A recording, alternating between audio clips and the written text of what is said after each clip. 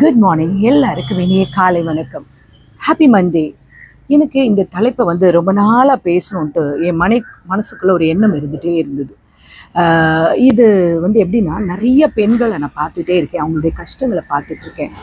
அவங்க குடும்பத்தில் இருக்கிற ப்ரெஷரால் அவங்க படுற கஷ்டங்களை பார்த்துட்ருக்கேன். அவங்க வாழ்க்கையில் ஒவ்வொரு நாளும் போராடுறத பார்த்துக்கிட்டே இருக்கேன். வீட்டில் வளரும் பொழுது அந்த குழந்தை ஒரு தேவதை மாதிரி வளர்ந்துட்டுருக்கா. வளர்ந்த விதம் வேறு, எல்லாமே வேறு. இன்றைக்கி அது ஒரு வாழ்க்கைன்னு வரும்பொழுது அவங்க கஷ்டப்படுற அந்த சூழ்நிலைகளை பார்க்கும்பொழுது எனக்கு இந்த விஷயத்தை கண்டிப்பாக பேசணும். இந்த மாதிரி கஷ்டப்படுற பெண்களுக்கு இந்த வீடியோ ஒரு ஆறுதலாக இருக்கணும். பிறந்த வீடும் சொந்தம் கிடையாது, புகுந்த வீடும் சொந்தம் கிடையாது. அப்போ அந்த பெண்ணோட இடம் தான் எங்கே? ஒரு பெண்கிட்ட கேளுங்களேன், உங்கள் வீடு எதுன்னு. அவள் சிரிப்பா. ஆனால் அந்த சிரிப்புக்குள்ளே இருக்கிற வழி ஒரு கண்ணீரும் நமக்கு புரியாது இல்லையா? பிறந்த வீடும் சொந்தம் கிடையாது, புகுந்த வீடும் முழுசாக நம்மளால் அக்செப்ட் பண்ணவும் முடியலை அப்படின்ற மாதிரி மனநிலைமையில் இருப்பாங்க. ஏன்? இப்போ இந்த உலகத்தில் அந்த பெண்ணுக்கு இடம் எங்கே தான் இருக்குது? ஒரு பெண் குழந்தை பிறக்கும் பொழுது அந்த வீடு எவ்வளோ சந்தோஷப்படுது இல்லையா? இவ நம்ம வீட்டுக்கு ஒரு மகாலட்சுமி பிறந்துட்டா, ஒரு தேவதை பிறந்துட்டா அப்படின்னு சொல்லி நம்ம கூத்தாடுறோம், கொண்டாடுறோம். ஆனால் அதே ஒரு சந்தோஷத்தை ஒரு சில வார்த்தைகள் என்ன பண்ணுது, சைலண்டாக நம்மளை ரிமெம்பர் பண்ணிக்கிட்டே இருக்குது. அதாவது என்னென்னா, நீ இந்த இடத்துக்கு சொந்தமானவில்லை, நீ அந்த குழந்தைய நம்ம ஏதாவது ஒரு திட்டுறாங்க, போய் அவளை திட்டாத, நாளைக்கு அவள் வேறு வீட்டுக்கு போக வேண்டியவ, அவளுக்கு எதுக்கு இவ்வளோ செலவு பண்ணுறீங்க, அவள் வேறு வீட்டுக்கு போக வேண்டியது, இந்த வேறு வீட்டுக்கு போக அப்படின்னே சொல்லிடுவா. சமைக்க தெரியலையா, நீ சமைக்க கற்றுக்கோ, நாளைக்கு இன்னொரு வீட்டுக்கு நீ போக வேண்டிய சொல்லுவாங்க இல்லையா? அந்த ஒரு வார்த்தை தான் நம்ம என்ன செய்யுது, நமக்கு தெரியாமல், அதாவது அந்த பெண்ணுக்கு தெரியாமல் அவளுடைய மனசுக்குள்ளே அதோடைய ஸ்ட்ராங்னஸை போக்கி அவளுடைய ரூட்டே பலவீனப்படுத்த ஆரம்பிச்சிருது இல்லையா? வளரும் பொழுது அவளுக்கு சொல்லப்படுற ஒரே ஒரு விஷயம்தான், இது உன் வீடு தான், ஆனால் இது உனக்கு நிரந்தரம் கிடையாது, நீ போக வேண்டிய வீடு வேறு, இது உனக்கு தான், நீ இங்கே வளர்கிற இதெல்லாம் தான், ஆனால் நாளைக்கு அது அண்ணனுக்கு தான், ஏன்னா நீ வேற ஒரு வீட்டுக்கு போயிடுவேல. நிறையா வீட்டில் அப்படி சொல்லுவாங்க, கேட்டிருக்கீங்க? அவங்க அப்பா கிட்ட ஒரு முழுசாக சண்டை, இல்லை ஒரு அவங்க அண்ணன் கிட்ட அதெல்லாம் போட விட மாட்டான். ஏன்னா நாளைக்கு இது அவள் இடம் கிடையாது, ஏன்னா தன்னோட வீட்லேயே ஒரு கெஸ்ட்டு மாதிரி வாழ்கிறான். ஒரு நாள் நம்ம அந்த பொண்ணை என்ன பண்ணுறோம், ரொம்ப அழகாக அலங்கரித்து சீர்வரிசை வரதட்சணையோடு அந்த பொண்ணை வேறு ஒரு வீட்டுக்கு அனுப்பி வைக்கிறோம். நம்ம எல்லாருக்கும் பயங்கர சந்தோஷம். ஆனால் அவளுக்கு மட்டும் சைலண்டாக ஒரு ஹார்ட் பிரேக் ஆகுது இல்லை? நம்ம பெற்றவங்க என்ன பண்ணுறோம், ரொம்ப சந்தோஷமாக நம்ம பெரிய சாதிச்சிட்டோம், நம்ம மகளை வளர்த்தோம், இன்றைக்கி இன்னொருத்தர் கையில் ஒப்படைச்சிட்டோன்ற ஒரு நம்பிக்கையோடு இருக்காங்க. ஆனால் அவள் வளர்ந்த இடம், அவள் சுற்றங்கள், உறவினர்கள் எல்லாத்தையும் விட்டு புது இடம், யாருன்னே தெரியாது, முன்பின் தெரியாத ஒரு வீட்டுக்குள்ளே அந்த பெண் குழந்தையை நம்ம அனுப்பி வைக்கிறோம் இல்லையா? அவள் புது வீட்டுக்குள்ளே காலடி எடுத்து வைக்கும் பொழுது அவகிட்ட ஒரு எதிர்பார்ப்பு இருக்கும். அதாவது என்ன சொல்றதுன்னா, இந்த வீடு இந்த வீடாவது எனக்குள்ள சொந்தம் அப்படின்ற மாதிரி ஒரு எண்ணங்கள் இருக்கும். ஆனால் அங்கேயும் பார்த்தா அவளுடைய எதிர்பார்ப்புகளுக்கு நிறைய இடத்துல முட்டுக்கட்டைகள் இருக்க தான் செய்யும். அந்த எதிர்பார்ப்புக்குள்ளே ஒரு பயம் இருந்துட்டு தான் இருக்கும். நிறைய பேர் அவள் சாட்டிஸ்ஃபை பண்ண வைக்கும். ஏன்னா எப்படி சொல்கிறது, ஒரு சில சமயங்களில் கணவர் சொல்ல ஆரம்பிச்சு, இந்த பாரு, எங்கள் அம்மாவுக்கு நீ பண்ணுறதெல்லாம் பிடிக்காது, நீ இவ்வளோ வேகமாக நடக்காத, இது அம்மாவுக்கு பிடிக்காது, இந்த ட்ரெஸ் போட்டுட்டு நடக்காத, அவன் பிடிக்காது, எங்கள் தங்கச்சிக்கிட்ட அப்படி பேசாத, எங்கள் அண்ணன்கிட்ட இப்படி நிறைய கண்டிஷன்ஸ் போட்டு இப்படி இப்படி இரு அப்படின்லாம் சொல்லிகிட்டே இருப்பாங்கள்ல. இதுக்கெல்லாம் அட்ஜஸ்ட் ஆகி நம்ம இருந்தாகணும். நம்ம என்ன பண்ணுறோம், ஐயோ அப்போ இந்த வீடும் நமக்கு இல்லையா, அந்த கொஸ்டின் அந்த பெண்ணுக்கு வர ஆரம்பிச்சு. அவள் ஸ்லோவாக தன்னை மாற்ற ஆரம்பிக்கிறாள். யாரும் அவகிட்ட கேட்க மாட்டாங்க, நீ ஹாப்பியாக இருக்கியா அப்படின்னு. ஏன்னா அவள் ஏதாவது ஒரு இடத்துல தன்னை அடாப்ட் பண்ணிக்கணுன்றதுக்காக அவள் முயற்சி பண்ணிக்கிட்டே இருக்கான். ஒரு நாள் அவள் மனசு உடைஞ்சு போய், நான் எங்கே தான் போவேன், பிறந்த வீடும் என்னை அக்செப்ட் பண்ணுற மாதிரி இல்லை, நீ என்ன ஆனாலும் மாமனார் மாமியாருக்கு அட்ஜஸ்ட் பண்ணு, அவங்க பெரிய வார்த்தையை பேசினா கூட அட்ஜஸ்ட் பண்ணிக்கோ, புருஷனுக்கு அட்ஜஸ்ட் பண்ணிக்கோ, நீ இங்கே இருக்கிற மாதிரியே இருக்குன்னு நினைக்காத, உன் மேலே தான் தப்பு, நீ கொஞ்சம் புரிஞ்சுக்கோ, அட்ஜஸ்ட் பண்ணிக்கோ அப்படின்னு பெரியவங்க நம்மக்கிட்ட ஏதாவது சொன்னாங்கன்னா அட்ஜஸ்ட் பண்ணிக்கோ அப்படி அம்மா அப்பாவும் நம்ம சொல்ல வரதை விட கேட்காம அட்ஜஸ்ட் பண்ணிக்கிறவங்க. புகுந்த வீட்டுக்கு வந்தால் என்ன சொல்லுவாங்க, இதுதான் உன் வீடு, இனிமேல் இங்கே தான் பொறுத்துக்கோ, புரிதா, சும்மா அங்கங்கே இது பண்ணிகிட்டு இருக்காத அப்படின்னு சொல்கிறாங்க. அவள் ரெண்டு உலகத்துக்கு நடுவில் போராடி நின்றுக்கிட்டு இருக்கான். எப்படி சொல்கிறதுனா, அவளுடைய அழுகையெல்லாம் ரொம்ப சைலண்டாக இருக்குது. ஆனால் சொசைட்டி சொல்லுது, பொண்ணு தானே, இல்லை ஒரு சாதாரண விஷயம், இதெல்லாம் நீ பெருசாக வாழ்க்கையில் கஷ்டம்னு நினச்சா இன்னும் வாழ்க்கையில் எவ்வளோ விஷயங்கள் இருக்குது, நீ சாதிக்க வேண்டியது அப்படின்னு சொல்கிறாங்க. அந்த ஒரு வார்த்தை அந்த பொண்ணு என்ன பண்ணுது, அந்த வேதனை அது எல்லாத்தையும் அவளுக்குள்ளே அப்படியே அடக்கி வச்சுட்டு நார்மலாக இருக்கிற மாதிரி வாழ்கிறான். ஒரு பெண்ணுக்கு தனக்கான ஒரு இடம் கிடைக்கக்கூடாதா? அவள் எப்போவுமே நான் யார், நான் என்ன பண்ணுறேன்னு ப்ரூவ் பண்ணிக்கிட்டே இருக்கணுமா? அவளுடைய வாழ்க்கை ஒரு மாதிரி ஒரு என்ன சொல்ற அட்ஜஸ்ட்மெண்ட் பண்ணியே வாழணும்னு இருக்குமா. எல்லா விஷயங்களுக்கும் அட்ஜஸ்ட் பண்ணணும். நீங்கள் யார் என்ன பண்ணாலும் அட்ஜஸ்ட் பண்ணிக்கிறேன், நீங்கள் பேசினாலும் அட்ஜஸ்ட் பண்ணிக்கிறேன், எல்லாத்தையும் டாலரேட் பண்ணிக்கணும்னு இருக்கா. அவள் வந்துட்டு ஒரு மெஷின் கிடையாது, அவள் ஒரு ஹியூமன். அவளுக்கு ஒரு ஸ்பேஸ் வேணும். அதை யாருமே புரிஞ்சுக்கிறதே இல்லைல்ல. இப்போ எப்படி பார்த்தீங்கன்னா காலம் மாறி போயிடுச்சு. பெண்கள் வந்து வேலைக்கு போக ஆரம்பிச்சிட்டாங்க. அவங்களுக்குன்னு எல்லா எல்லா உரிமைகள் கிடைச்சிட்டு, சமத்துவ உரிமைகள் எல்லாம் கிடைச்சிருச்சு. ஆனாலும் அவள் ஒரு எம்ப்ளாயி மட்டும் கிடையாது, அவள் ஒரு அம்மாவாகவும் இருக்கா இல்லையா. காலையில் எழுந்ததும் கை நிறைய சம்பாதிச்சா கூட காலையில் எழுந்ததும் என்ன பண்ணுறா, ஃபஸ்ட்டு அவளோட தாட் என்னவா இருக்குது, அவளோட ஆஃபீஸில் போய் என்ன பேசணும், என்ன ப்ரெசன்டேஷன் கிடையாது. முதல்ல குழந்தைக்கு என்ன செஞ்சு வைக்கணும், அவசர அவசரமாக அந்த குழந்தைக்கு லஞ்ச் பாக்ஸ் ரெடி பண்ணுறா. குழந்தை தூங்கிட்டு இருக்கும்போது அது முகத்தை பார்த்துட்டு அந்த தூக்கத்திலே அதை தலையை தடவி கொடுத்து ஒரு முத்தம் கொடுத்துட்டு போகிறான். ஒரு செகண்ட் அவளுக்குள்ள ஒரு கில்ட் வருது இல்லையா, நான் ஒரு நல்ல அம்மாவா. ஆஃபீஸில் இருக்கும்பொழுது பார்த்தீங்கன்னா அவள் மைண்ட் ஃபுல்லாக வேலையில் இருக்காது. ஒரு குழந்தை சாப்பிட்டுச்சா, இன்றைக்கி அழுதாலாம், அவங்க கவனிச்சுக்கிட்டாங்களா, என்ன போனா, என்ன ஆச்சு, இது தோணிகிட்டே இருக்கும். ஃபோனில் ஒரு மிஸ் கால் வந்தால் கூட மனசு திக்கு தான் நடிக்கும்ல. ஐயோ குழந்தைக்கு என்னாச்சோ, ஏதோ ஒரு பயதா அப்படின்ற ஒரு பதட்டம் உள்ளே இருக்கும் இல்லையா. வீட்டுக்கு வரும்பொழுதும் ஈவினிங் பார்க்கும்போது அவள் டயர்டாக இருப்பாள். ஆனால் அந்த கதவை திறக்கும்போது ஒரே ஒரு குழந்தை ஓடி வந்து மம்மி இல்லை அம்மா அப்படின்னு கூப்பிடும்போது அந்த ஒரு வார்த்தை இவ்வளவு சந்தோஷத்தை அவளுக்கு கொடுக்கும். அவள் அந்த முழு நாளில் பட்ட அந்த கஷ்டங்கள், டயர்ட்னஸ் எல்லாத்தையும் மறந்துடும் இல்லையா. ஆனால் அந்த குழந்தை அதுக்குள்ளே கேட்கும், மம்மி நான் உங்களுக்கு ரொம்ப நேரமாக வெயிட் பண்ணிட்டு இருந்தேன், ஆனால் நீங்கள் எனக்கு லேட்டாக வந்தீங்க.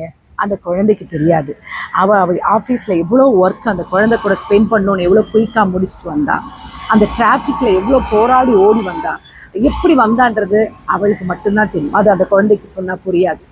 நைட் ஃபுல்லாக ஒர்க் பண்ணுவாள், ஆனால் அடுத்த நாளும் மீண்டும் அதே சைக்கிள் தான் இல்லையா. யாரும் கேட்க மாட்டாங்க, அம்மா இந்த பொண்ணுக்கு ஒரு கொஞ்சம் ரெஸ்ட் வேண்டுமா அப்படின்னு இல்லையா. அவள் குழந்தை ஃப்யூச்சருக்காக வேலை செய்கிறாள். அந்த குழந்தை ப்ரெசண்ட்டை அவள் என்ன சொல்கிறா, மிஸ் பண்ணிகிட்டு இருக்காள். ஒரு நாள் லேட்டாக வந்தால் கூட அவளுடைய டெடிக்கேஷனை எப்படி சொல்கிறாங்க, ஒரு கொஸ்டின் மார்க் ஆகிடுது இல்லையா. ஒரு நாள் அவள் டயர்டாக வந்தால் அவளுடைய கேரக்டரே கேவலமாக பார்க்குற மாதிரி இருக்குல்லையே, ஒரு கேள்விக்குறி இல்லையா. இதுதான் இன்றைக்கி ஒர்க் பண்ணுற பெண்களோட நிறைய பேருடைய ரியாலிட்டியான லைஃபு. அவள் சம்பாதிக்கணும், குழந்தைகளை பார்த்துக்கணும், ஆனால் அவளுக்கு ஈகோ மட்டும் வரக்கூடாது. அவள் ஸ்ட்ராங்காக இருக்கணும், வாய்ஸை ரைஸ் பண்ணக்கூடாது. அவள் எல்லாத்தையும் பேலன்ஸ் பண்ணிக்கணும். ஆனால் யாரும் அவளை சப்போர்ட் பண்ணவே மாட்டாங்க. கரெக்டாக அவள் ஒரு டபுள் ட்ரிபிள் ரோல் எல்லாம் ப்ளே பண்ணுறான். ஆனால் ஆஃபீஸில் ஒரு எம்ப்ளாயியாக, வீட்டில் ஒரு நல்ல ஒரு டாட்டர் இன்லாவா, பிள்ளைகளுக்கு ஒரு நல்ல அம்மாவா, கணவருக்கு ஒரு நல்ல மனைவியா. ஆனால் அவளால் எந்த இடத்துலையும் ஒரு அட்ஜஸ்ட் பண்ணி அந்த இடத்துல இருக்க முடியுதா. அவள் வேலைக்கு போகிறதால என்ன சொல்லிக்கிறாங்க, அவளுக்கு சுதந்திரம் கிடையாது. அவளுக்கு வேலை இன்னும் ப்ரெஷராக தான் ஆகும் இல்லையா. அவளுடைய தனிப்பட்ட உலகத்தில் இன்னும் ஒரு ப்ரெஷர் இருக்குது. இன்றைக்கி அந்த ஒர்க்கிங் விமன்ஸோட அதே கேள்வி தான் கேட்குறாங்க. நான் என்னால் ஒரு புகுந்த வீட்டிலையும் முழுசாக அடாப்ட் பண்ண முடியல, என்னுடைய பிறந்த வீட்லையும் என்னால் அடாப்ட் பண்ண முடியல, எனக்குன்னு ஒரு இடம் எங்கே தான் இருக்குது அப்படின்ற ஒரு கேள்வி இருக்கு இல்லையா. அவள் சம்பாதிக்க சம்பாத்தியம் வீட்டுக்கு தேவை, அவள் மனநிலை யாருக்கும் தேவை கிடையாது. ஒரு பெண்ணுக்கு ஜாப் கொடுக்குற சொசைட்டி அவளுக்கு ரெஸ்ட் கொடுக்க மறந்துருச்சு இல்லையா. அவள் டயர்டாக இருந்தாலும் அதை புரிஞ்சுக்கிறதும் ஜட்ஜ் பண்ணிட்டு தான் இருக்காங்க. ஒர்க்கிங் விமன்னா அவளும் ஒரு மனுஷி தானே, அவளுடைய ஒன்றும் சூப்பர் விமன் கிடையாது இல்லையா. அவளுக்கும் டயர்டுகள்லாம் இருக்கும், அவளுக்கும் உடல் உபாதைகள்லாம் இருக்குது. ஏன் அது இந்த சொசைட்டி புரிஞ்சுக்க மாட்டேங்குது. அவள் சம்பாதிக்கிற ஒவ்வொரு காசுக்கு பின்னாடியும் அவள் ஒரு மிஸ் ஆன தன்னுடைய குழந்தைகளுடைய அன்பு, ஹக் அதெல்லாம் இல்லாமல் போகுது இல்லையா. அவர் கேரியரை பில்ட் பண்ணும்போது அவரோட குழந்தையோட சைல்டுஹுட், அந்த குழந்தை கூட சைல்டுஹுட்டில் ஸ்பெண்ட் பண்ண வேண்டிய அந்த மூமெண்ட்ஸ் அவள் இழக்கிறாள். அவள் ஸ்ட்ராங்காக இருக்குன்னு சொல்கிறா. அவள் பாத்ரூமில் ஒளிஞ்சு அழுகுறதை யாராவது பார்த்துருக்கீங்களா? தன்னுடைய பேரண்ட்ஸ் கிட்ட போய் பேர்டனாக இருக்கக்கூடாது, தன்னுடைய கூட பிறந்த சகோதரிகளுக்கு பேர்டனாக இருக்கக்கூடாதுன்ட்டு தன்னுடைய எல்லா கஷ்டங்களையும் தன்னுடைய வேதனைகளையும் அவளுக்குள்ளே போட்டு அடைச்சிக்கிறான். அது யாருக்கிட்டையும் அவள் ஷேர் பண்ண விரும்பலை. என் கணவருக்கு நான் ஒரு நல்ல மனைவியா, என் குடும்பத்துக்கு ஒரு நல்ல மருமகளா, என் பிள்ளைகளுக்கு ஒரு நல்ல தாயா, என் ஆஃபீஸில் ஒரு நல்ல ஒர்க்கிங் பண்ணுற ஒரு விமனாக இருக்கணும், எத்தனை ரோல் எடுத்துகிட்டு அவள் போராடிட்டு இருக்கா இல்லையா. அவளுக்கு ஒரு நல்ல சர்டிஃபிகேட் கிடைக்கும்னா, ஆஃபீஸில் டார்கெட் அச்சீவ் பண்ணணும், வீட்டில் பர்ஃபெக்டான ஒரு அம்மா, ரெண்டு இடத்துலையும் அவள் ஃபீல் ஆகக்கூடாது. ஆனால் அவள் ஒரு மனுஷிதான்றதை எத்தனை பேர் யோசிக்கிறோம் இல்லையா இன்னைக்கு. அதனால தான் அந்த பெண் ஒரு அம்மாவா, ஒரு மனைவியா, ஒரு மருமகளா எல்லாத்தையும் ஃபுல்ஃபில் பண்ணிட்டு இன்னைக்கு இன்னும் ஒரு கேள்விக்குறியோடு வாழ்ந்துட்டு இருக்கால. எனக்குன்னு ஒரு இடம் எங்கே இருக்குது, நான் யாருக்காக வாழ்கிறேன், எனக்கான வாழ்க்கை எங்கே இருக்குது அப்படின்னு அந்த பெண்ணுக்குள்ள குரல்கள் ஒழிச்சுக்கிட்டு தான் இருக்குல்ல. எத்தனையோ பெண் அவள் வேலைக்கு போகிறதால ஸ்ட்ராங் கிடையாது, அவள் எல்லாத்தையும் சுமக்கிறதாலையும் ஸ்ட்ராங் கிடையாது. ஒரு ஒர்க்கிங் உமனோட சேலரியில் மணி மட்டும் கிடையாது, அவளோட எத்தனையோ இழந்து போன நேரங்கள்லாம் இருக்கு இல்லையா. குழந்தையோட ஃப்யூச்சரை பில்ட் பண்ணுற அம்மா அந்த குழந்தைக்காக ப்ரெசண்ட்டை எவ்வளோ மிஸ் பண்ணுறா தெரியுமா? அதை எத்தனை பேர் புரிஞ்சுக்கிறீங்க? அவளுடைய சிரிப்புக்கு பின்னாடி எவ்வளோ ஒரு கில்ட்டி ஸ்டோரி இருக்குது தெரியுமா? ஒவ்வொரு புகுந்த வீட்லேயும் பெண் குழந்தைகளே தன்னுடைய மகளாக பாவிக்க கற்றுக்கோங்க. ஏன்னா அந்த குழந்தைகளுடைய வாழ்க்கை அது வாழ்ந்த விதம் எப்படி, அது இன்னொரு வீட்டில் ஒரு தேவதை. உங்களுக்கு அவளை மேலே குறைகள் இருக்கலாம், ஆனால் அந்த குழந்தை உங்கள் வீட்டுக்கு ஒரு வேலைக்காரி கிடையாது. அதை நீங்கள் உங்களுடைய ஒரு சொத்துன்னு யோசிக்க ஆரம்பிங்க. பெண் ஸ்ட்ராங்காக இருக்கா? சொசைட்டி சொல்லுதா? கிடையாது. அவள் சைலண்டாக எவ்வளவு வேதனைப்படுறான்னு உங்களுக்கு தெரியுமா? உங்கள் மகள் அந்த இடத்துல இருந்தால் நீங்கள் எப்படி இருப்பீங்க? எல்லா மாமியார் மாமனாருக்கும் சொல்கிறேன். அந்த மகள் எவ்வளவு தவறுகளை செய்தாலும் நீங்கள் அட்ஜஸ்ட் பண்ணுறீங்க இல்லையா? அதே மாதிரி தான் உங்கள் மருமகளே. நான் எந்த பெண்களையும் குறை சொல்லலை, தயவு செஞ்சு அவளை புரிஞ்சுக்கோங்க. ஒரு பெண்ணுக்கு நீங்கள் ஒன்றும் பாதுகாப்பெல்லாம் கொடுக்க தேவையில்லை. அவள் மனசை காயப்படுத்தாமல் உடைக்காமல் இருந்தால் போதும். இந்த வீடியோ உங்களுக்கு தயவு செஞ்சு கனெக்ட் ஆகியிருந்தா இந்த மாதிரி வீடியோ இருக்க பெண்கள் கிட்ட தயவு செஞ்சு போய் ஆறுதலாக பேசுங்க. அவங்களுக்கு ஒரு சப்போர்ட் கொடுங்க, புரியுதா? அவங்களோட உணர்வுகளை நீங்கள் அவங்களுடைய ஃபீலிங்கை நீங்கள் புரிஞ்சுக்கோங்க. குழந்தையாக இருந்த போதும் அவங்க ஒரு இன்செக்யூரிட்டியாக ஃபீல் பண்ணாங்க. இன்னைக்கு திருமணத்துக்கு அப்புறம் அதே ஃபீல்டில் அட்ஜஸ்ட்மெண்ட் பண்ணிக்கிட்டு எல்லாரையும் பாதுகாத்துக்கிட்டு இருக்கிற அவள் ஒரு என்ன சொல்ல, அவள் ஒரு காளி தேவி மாதிரி எல்லா பக்கத்துலையும் ஓடிட்டு இருக்கான் இல்லையா? தயவு செஞ்சு அதை புரிஞ்சுக்கோங்க. நீங்கள் அவளை ஒரு மகளாக பறக்க கற்றுக்கோங்க. நம்மளை சுற்றி இருக்கிற பெண்கள்கிட்ட இந்த மாதிரி வேதனைகளோடு இருக்காங்க, தயவு செஞ்சு நல்ல உறவுகள் அவங்கக்கிட்ட பேசுங்க, ஸ்ட்ராங்காக அவங்களுக்கு சப்போர்ட் பண்ணுங்கள். இந்த பெண் குழந்தைங்களை சமுதாயத்தில் நிறைய சுதந்திரம் கொடுத்துருக்கோம், ஆனால் நம்ம புகுந்த வீட்டில் சுதந்திரம் கொடுத்துருக்கோமா? நம்முடைய பிறந்த வீட்டிலே அந்த குழந்தைக்கு சுதந்திரம் இருக்கா? தயவு செஞ்சு புரிஞ்சுக்கோங்க. நீங்கள் எல்லாரும் இந்த சமுதாயம் அவங்களுக்கு ஒரு சப்போர்ட்டிவாக இருங்க. உங்களால் முடியும். இன்னைக்கு இந்த மனநிலைமையில வாடிக்கிட்டு இருக்க அந்த பெண் குழந்தைகளுக்கு, அந்த பெண்களுக்கு உங்களால் முடிஞ்ச ஆதரவு சொல்லுங்கள். புரிஞ்சிக்காமல் இருக்கிற மாமனாராகட்டும், மாமியாராகட்டும், கணவராக இருக்கட்டும், தயவு செஞ்சு இந்த வீடியோவை நீங்கள் பார்த்தீங்கன்னா உங்கள் மனசில் ஒரு மாற்றத்தை தயவு செஞ்சு கொண்டு வாங்க. உங்களுடைய மனைவியை, உங்களுடைய மருமகளை, உங்களுக்குரிய ஒரு வேலைக்காரியும் தாண்டி எனக்குரிய ஒரு இதுன்றதை யோசிக்க காட்டிங்க. அன்புன்றது நீங்கள் வார்த்தைகளால் இல்லை, உங்களுடைய செயல்களால் காட்டுங்க, புரியுதா? எல்லாத்துக்கூடையும் சப்போர்ட்டிவாக இருங்க. அவளுடைய வேலையில் சப்போர்ட்டிவாக இருங்க. அவள் மதராக இருக்காள், அந்த இடத்துல நீங்கள் சப்போர்ட்டிவாக இருங்க. ஆஃபீஸ்க்கு போக சப்போர்ட்டிவாக இருங்க, புரியுதா? கட்டுப்பாடுகள் இந்த சொசைட்டியில் இருந்தாலும் அழகாக அந்த குழந்தைகளுக்கு பறக்கிறதுக்கு அதோடைய ரெக்கைகளுக்கு எப்போவுமே ஒரு சப்போர்ட்டிவாக இருங்க. இது எனக்கு இன்றைக்கி சொல்லணும்னு தோணுச்சு. ஏன்னா நிறைய பெண்கள் நிறைய பேர் அவதிப்பட்டுக்கிட்டு புகுந்த வீட்டில் கஷ்டப்பட்டு வெளியே சொல்ல முடியாத வேதனைகளோட தன் குழந்தைகளுக்காக வாழ்ந்துட்டுருக்காங்க. இன்றைக்கி அந்த மாதிரி உள்ள தாய்மார்களுக்கெல்லாம் அந்த வீடியோ யாருக்கு இந்த வீடியோ பிடிச்சிருக்கோ கண்டிப்பாக அந்த மாதிரி உள்ள பெண்களை பார்த்தீங்கன்னா அவங்களுக்கு சப்போர்ட்டாக, அவங்களுக்கு ஆதரவான வார்த்தைகளை பேசுங்க. தேவையில்லாத விஷயங்கள் நம்ம எவ்வளோ நேரத்தை ஸ்பெண்ட் பண்ணுறோம் இல்லையா?